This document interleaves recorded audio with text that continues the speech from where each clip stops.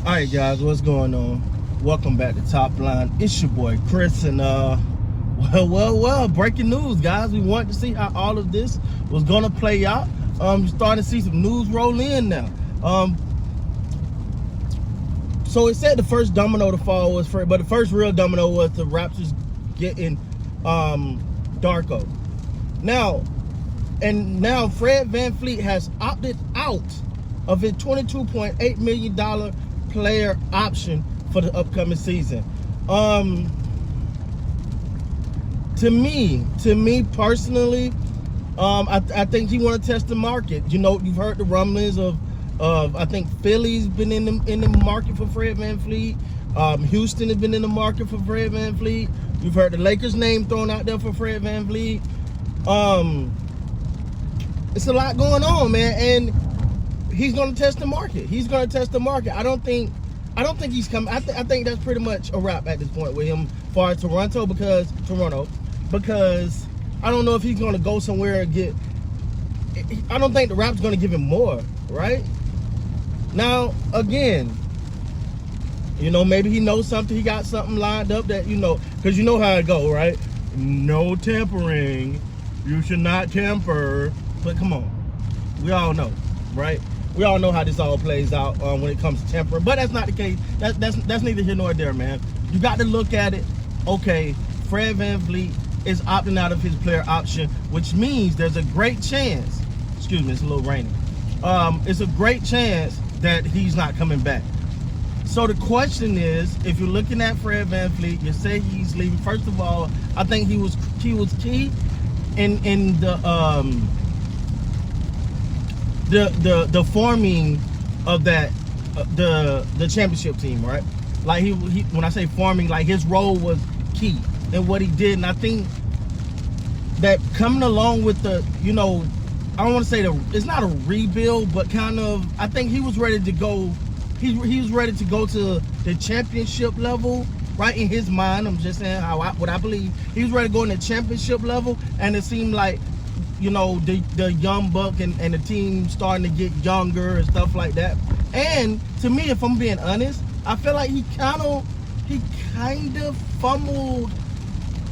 I don't want to say fumbled the bag, but, and what I mean by that is it was gift wrap to him. Boom, Kyle Lowry gone, Steady Freddy. Boom, do your thing. Go be Kyle Lowry too, right?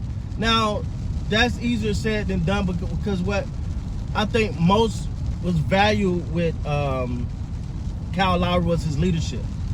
He was the face of that team, right? When you thought about the Raptors, you thought about Kyle Lowry. You know, before the Kawhi Leonard and DeMar, it was Kyle Lowry and DeMar DeRozan. You know what it was. But when Kyle Lowry left, you know, the middle of the season, they stopped playing, blah, blah, blah. He went to Miami. He's in Miami. He's in the finals now.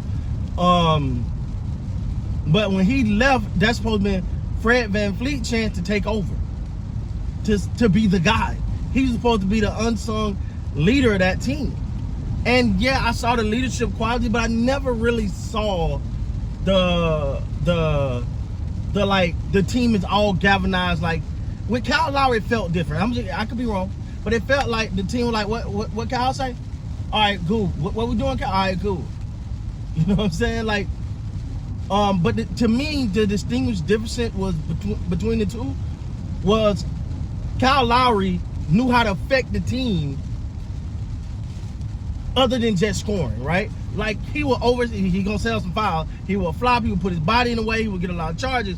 He will attack the rim. He will facilitate. He will get guys going. He can knock down the shots. So all of that left with Kyle Lowry, and it rolled into Fred VanVleet, Steady Freddy. And I'm a Steady Freddy guy. I love Steady Freddy. But it got to a point where you're looking at Steady Freddy going, if that three ball ain't falling, is he gonna be able to affect the game in other ways? Because as many of you pointed out in the comments before, he ain't standing in front of nobody. Like he ain't standing in front of nobody when it comes to playing defense. So and someone, I forgot who it was, shout out to you. Someone even in the comments said that, you know what, Steady Freddy lack of defense hurt what Nick Nurse was trying to do, being a point of attack from on the defensive side, being a point of attack point guard. And when I sat down, I thought about it, like, okay, I get exactly what he's saying, right? So, but now with Steady Freddie opting out, looking like he's a goner, not guaranteeing it, but looking like he's a goner, you know, things can happen. They can offer him a new deal, whatever, but when looking like he's a goner, you got to look and say, who is their point guard of the future? Who is the next guy? Who's going to be the guy that they going to be like, all right, it's your team? I come to mind is Scottie Barnes. I don't know. Scottie Barnes, and because to me, if you ask me, that's what he want to be. He wants to pass the ball. My biggest thing is, man, shoot more. Be more aggressive. But he want to be a point guard. He want to bring the ball up, and he can throw. He can pass it. I give that to him 100%. He can pass to Tatum. He can pass to Tatum. All right, look, you got the little country part in me. Yeah, he can pass that thing, and I think he wants that role. And I think it because yeah, he can be aggressive, but he picks and chooses his spots. Now, the one thing I want him to take up real quick, ball it up real good, put it in like a big ball and throw it in the trash, is that waiting till the fourth quarter crowd to try to take over. Like, I don't like that. I've seen that too many times. You're gonna wait till the fourth quarter. No, you got to put yourself in a position where you may not even need to be in the fourth quarter playing that hard. You know what I'm saying? So, but I will say, man, I'm kind of surprised, but I'm kind of not. I talked about this earlier with him, and it looked like him and Gary Trent Jr. were gonna be two-stepping up out the door. Mrs. is not sad at all. She's like deuces, but yeah, it looked like it's a good chance he's going. So it'd be interesting to see where he lands. But like I said, at the same time, you got that question at point guard, and I think it's Scottie Barnes. Yeah, he's a bigger guy, but that seems to be the way of the point. Like LeBron James, the point guard, he's a big guy. Hell, are we seeing Joker? Like he gets the ball, his big butt get the ball, don't even look the page, just come up and blip blip blip blip blip blip blip blip up the court, right? So, and I think Scottie Barnes wants that. He wants it, and this is a time where you kind of say, all right, here you go, young man. The question is now, do they put the pressure on Scottie Barnes to perform? Now, it's not guaranteed he's gonna be the point guard, but I think he want to be. I think he want to be it.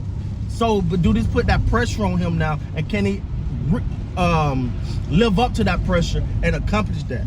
Because unless they bring someone else in, should they keep Scottie Barnes at the point, or should they bring someone else in?